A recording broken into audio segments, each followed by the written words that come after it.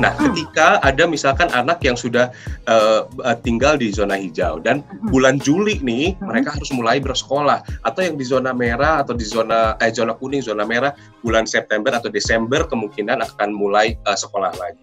Nah, kalau anak kecil kan udah ketemu teman-temannya di sekolah, iya sih memang sudah dikasih masker, dia sudah sadar pakai masker, tapi untuk ketemu teman-teman, waduh, kangen luar biasa, mainnya langsung deket-deketan, nggak aktif gitu, nggak bisa kita jaga. Nah, itu gimana tuh?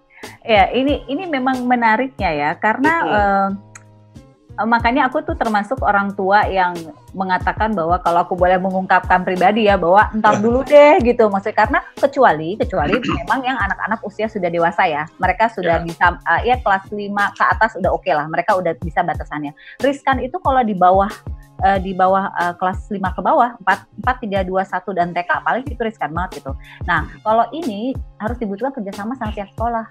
Karena kan pada saat di sekolah kita nggak in charge, tapi dari rumah anak-anak harus dibekalin. Kayak tadi tuh, yang tadi aku bilang, bahwa ketika mereka punya kesadaran, itu dijadikan kebiasaan. Nah ini nih Mas nih, jadi kebiasaannya adalah pertama, anak harus dikasih tahu pentingnya masker.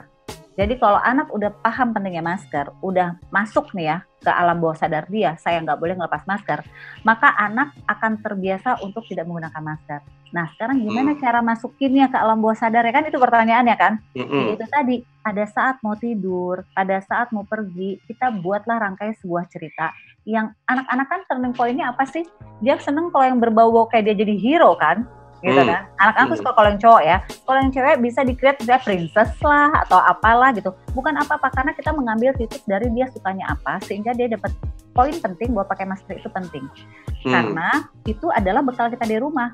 Ketika sudah di sekolah, barulah kita message-nya sampaikan ke pihak sekolah, Bu tolong ya diperhatikan lebih, artinya itu ada dua komunikasi dari sekolah dan dari pihak rumah, dari kita gitu. Oke.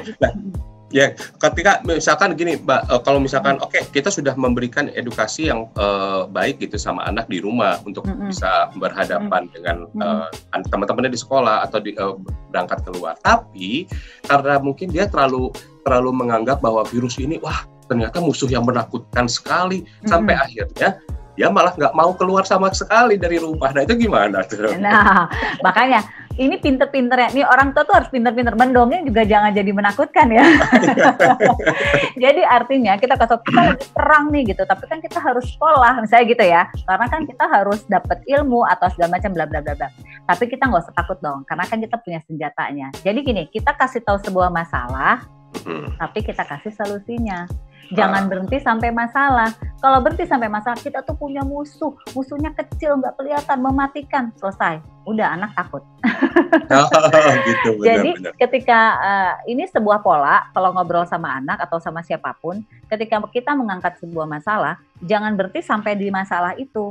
Harus ada solusinya apa biar mereka bisa terus berjalan. Kan intinya kan hidup harus terus berjalan ya, nggak mungkin ngumpet terus tanda kutip kan, karena ini kan katanya sampai vaksinnya ketemu gitu ya Mas, benar nggak? Iya benar.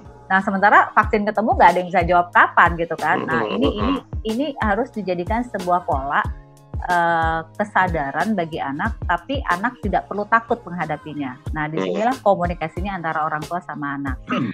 Jadi pertama jadikan kebiasaan ini ya, menggunakan masker. Masker tuh harus jadi kebiasaan. Jadi anggaplah kalau anaknya masih anak-anak, aku asumsikan ini untuk anak-anak ya, karena kan temanya menghadapi si kecil ya, mendampingi si kecil ya. Jadi pastikan bahwa masker ini anggap anak-anak senjata kita yang pertama. Jadi kalau senjata itu gak boleh dilepas kalau kita sampai di rumah, karena rumah adalah area nyaman, zona nyaman. Jadi kasih tahu ke anak-anak ada zona nyaman di mana mereka boleh melepas semuanya. Kemudian cuci tangan. Cuci tangan juga nggak boleh jadi malas. Jadi kenapa? Karena kan kita kasih tahu lagi, karena bisa jadi di tangan kita ini ada virusnya. Kemudian kan sekarang banyak tuh ya di YouTube ya, gimana cara cuci tangan yang seru gitu kan.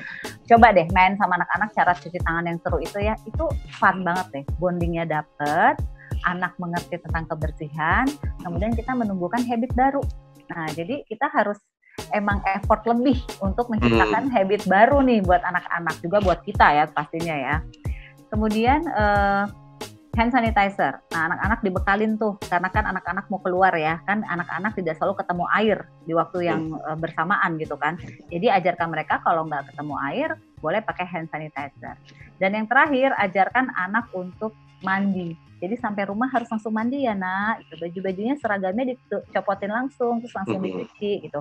Ini artinya kita memang mengajarkan anak-anak untuk bisa berdamai, tanda kutip, berdamai dengan kondisi new normal saat ini.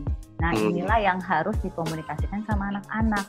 Cara komunikasinya ikutin usianya mereka. Jadi jangan juga kita... Bisa pakai TikTok kali ya? Bisa. Baru kamu ngomong kalau anak yang udah SD gedean dikit tuh pakai TikTok kena tahu. Ini Moms and Dads harus download pokoknya aplikasinya, jangan udah pada punya semua nih, udah pada TikToker semua nih. Aku yang ketinggalan ya, aku lagi digodain sama anakku nih, bunda yang ketinggalan nggak punya akun TikTok katanya. Tapi akhirnya ada loh kalau kita mau search ya, akun TikTok tuh banyak loh yang edukasi juga loh.